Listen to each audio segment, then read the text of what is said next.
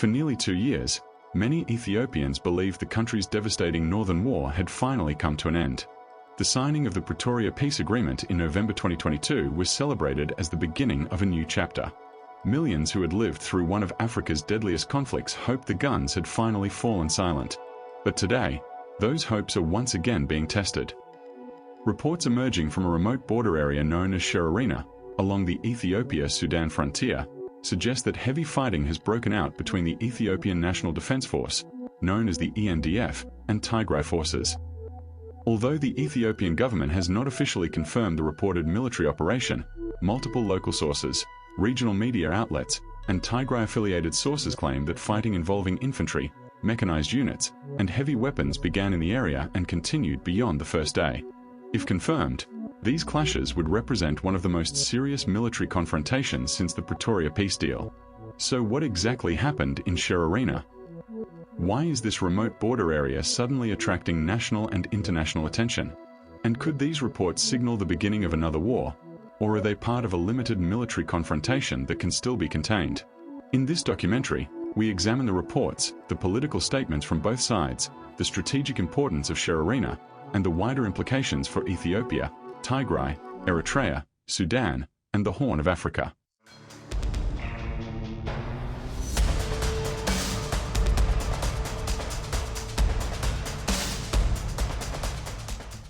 Although the Pretoria Agreement formally ended the 2-year war between the federal government of Ethiopia and the Tigray People's Liberation Front, TPLF, many of the conflict's underlying issues remained unresolved. The agreement halted large-scale fighting and created a roadmap for restoring federal authority, delivering humanitarian assistance, and beginning the process of disarmament. However, implementation proved far more complicated. Questions over Western Tigrai remained unresolved. Thousands of internally displaced people were still unable to return home. Many areas continued to host armed groups. Political divisions also deepened inside Tigray itself. Some leaders argued that Pretoria had prevented further bloodshed. Others believed the agreement had failed to secure the region's long-term security. As months passed, disagreements within the TPLF became increasingly visible. At the same time, relations between the federal government and regional leaders became increasingly strained. Military movements, political speeches, and mutual accusations gradually replaced the optimism that followed Pretoria. Throughout 2025 and into 2026, observers repeatedly warned that the peace remained fragile. Even though open warfare had stopped, mistrust had not.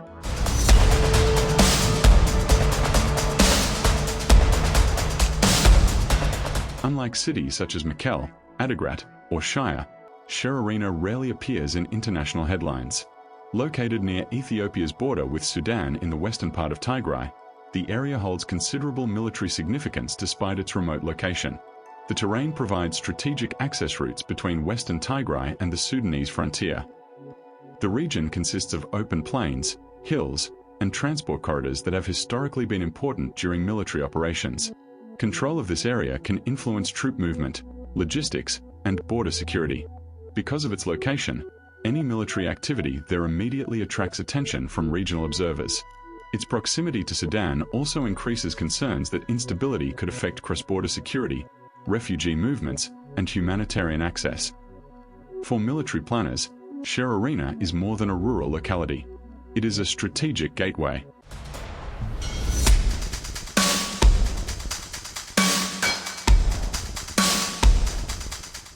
According to reports first circulated by regional media outlets and local sources, heavy fighting began around Shererina early on Saturday.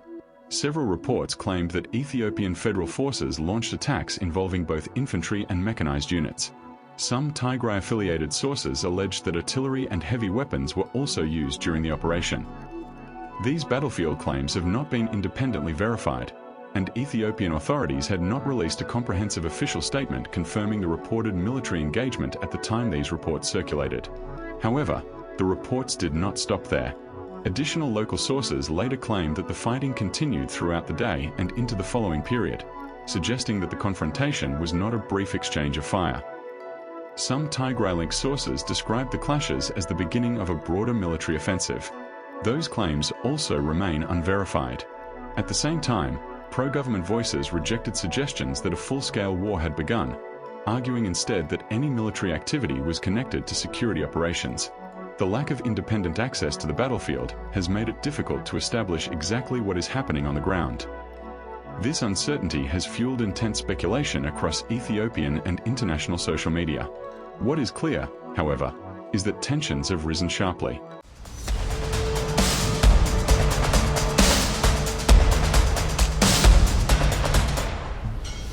Although the federal government has not formally announced a new military campaign, remarks made by senior political figures have drawn significant attention.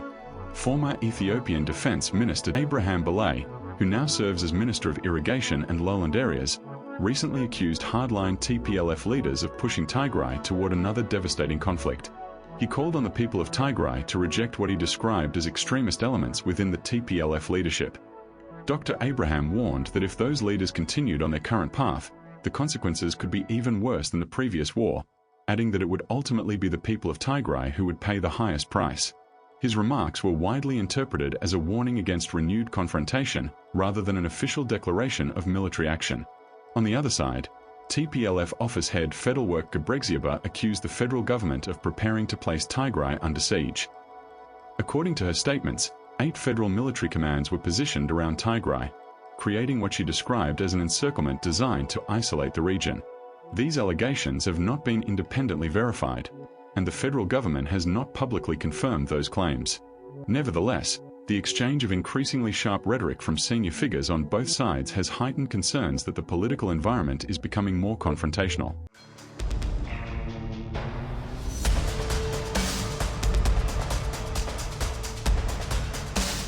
To understand why reports from Shererina have generated such widespread concern, it's important to look at the weeks leading up to the clashes.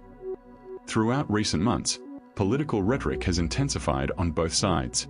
Senior officials from the federal government have repeatedly warned against what they describe as hardline elements within the TPLF who, they argue, are attempting to undermine the peace process. Meanwhile, TPLF leaders have accused Addis Ababa of failing to fully implement the Pretoria Agreement, particularly on issues relating to security, territorial disputes, and the return of displaced people. This political confrontation has been accompanied by an increasingly hostile media environment. Government supporters and Tigray-affiliated media outlets have traded accusations almost daily, each accusing the other of preparing for war. Observers note that such information campaigns often accompany periods of heightened military tension, making it difficult to distinguish between verified developments and political messaging. As trust continues to erode, even limited military incidents have the potential to escalate rapidly.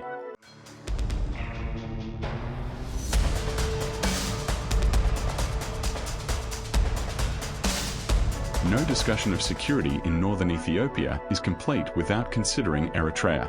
During the 2020 to 2022 conflict, Eritrean forces fought alongside the Ethiopian National Defense Force against the TPLF.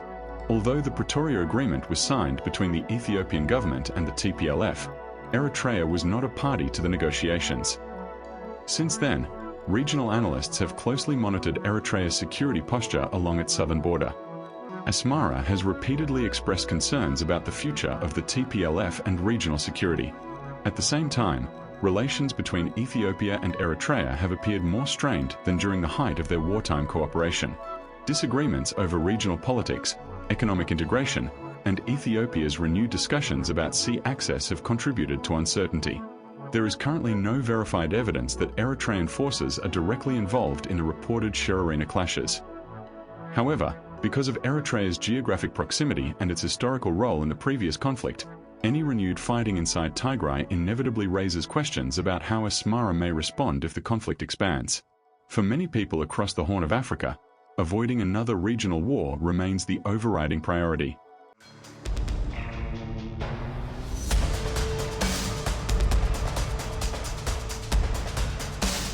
Shererina's location adds another layer of complexity. The area lies close to Sudan, a country that is itself experiencing a devastating civil war.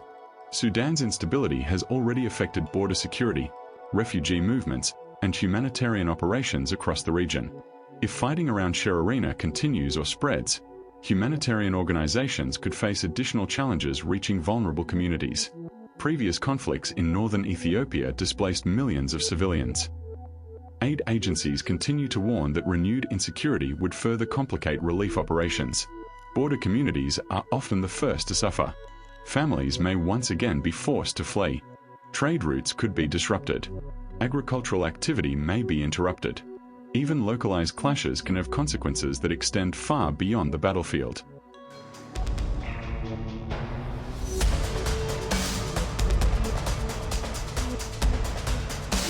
As reports continue to emerge following the initial clashes, several Tigray-affiliated sources claimed that military operations had not stopped.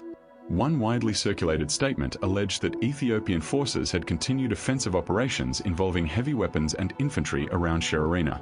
Another claimed that Tigray forces remained in defensive positions while assessing developments on the battlefield. Additional reports suggested that military preparations were also taking place in other areas, including directions toward Kobo and Afar. These reports alleged that mechanized and infantry units were being positioned for possible future operations. These claims remain unverified, and no independent organization has confirmed them. Likewise, Ethiopian authorities had not publicly confirmed those specific battlefield allegations. In situations like these, access to frontline areas is often extremely limited, making independent verification difficult. That uncertainty highlights the importance of treating early battlefield reports with caution until additional evidence becomes available. Nevertheless, the volume of reporting from multiple local sources demonstrates that concern over the security situation has grown significantly.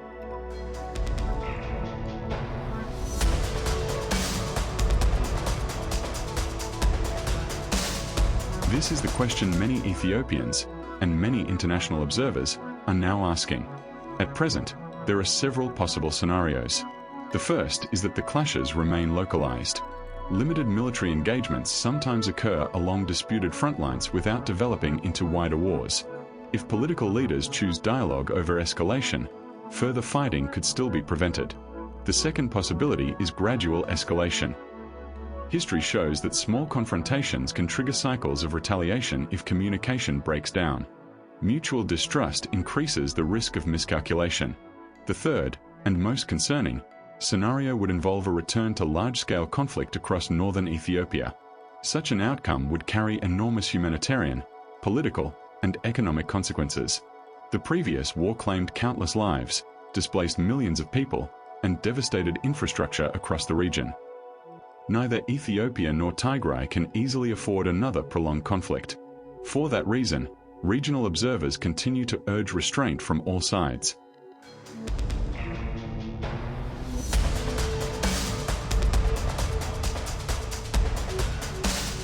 As reports of fighting continue to circulate, international attention is once again turning toward northern Ethiopia.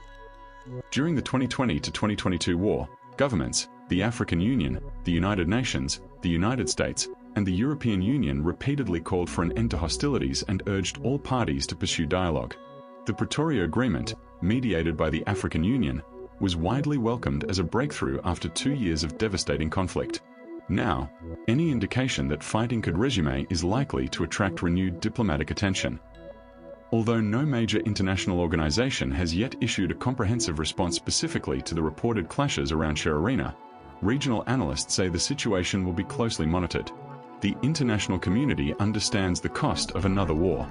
The previous conflict left hundreds of thousands dead according to some estimates, displaced millions of civilians, disrupted humanitarian assistance, and severely damaged infrastructure across northern Ethiopia. Aid agencies spent years trying to restore basic services including healthcare, education, electricity, telecommunications, banking, and food distribution. Another major conflict could undo much of that progress. Diplomats are therefore expected to continue encouraging restraint and dialogue rather than military escalation.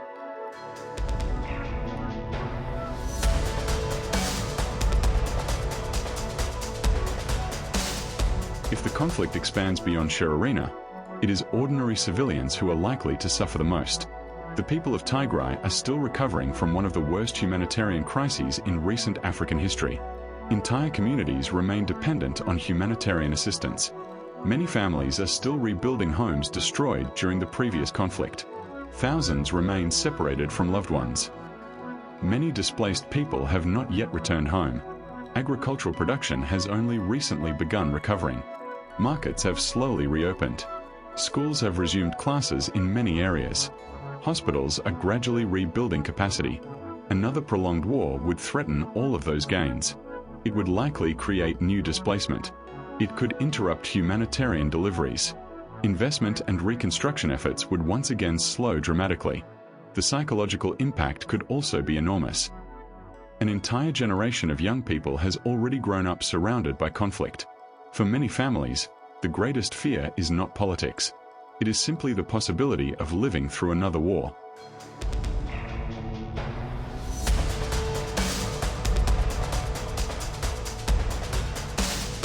The reported fighting in Shererina also comes at a difficult time for Ethiopia more broadly.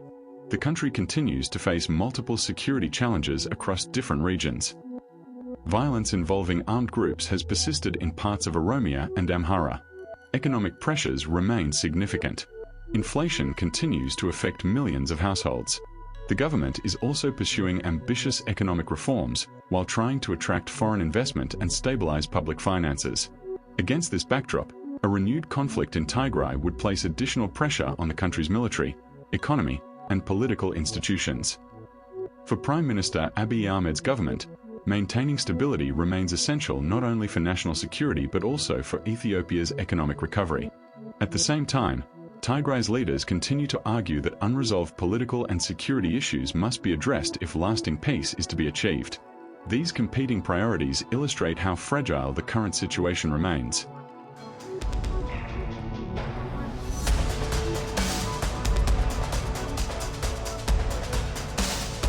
One of the greatest challenges during any conflict is distinguishing verified information from competing narratives. Both governments and armed groups often present events in ways that support their political objectives. Social media can spread dramatic claims within minutes. Some reports later prove accurate. Others turn out to be exaggerated or entirely false. That is why responsible reporting requires careful attribution. As of the time this documentary was prepared, multiple local and regional sources reported heavy fighting around Shererina. Tigray-affiliated sources claimed the Ethiopian military launched a large offensive and that clashes were continuing. Statements attributed to former Defense Minister Dr. Abraham Belay warned that hardline TPLF leaders risk dragging Tigray into another devastating conflict. TPLF office head Federwerk Gebrexiaba alleged that the federal government was preparing to place Tigray under siege and that 8 military commands were surrounding the region. Ethiopian authorities had not publicly issued a detailed official confirmation of the reported battlefield operation described by those sources. These are important distinctions. Understanding what has been confirmed and what remains disputed is essential for anyone trying to make sense of fast-moving developments.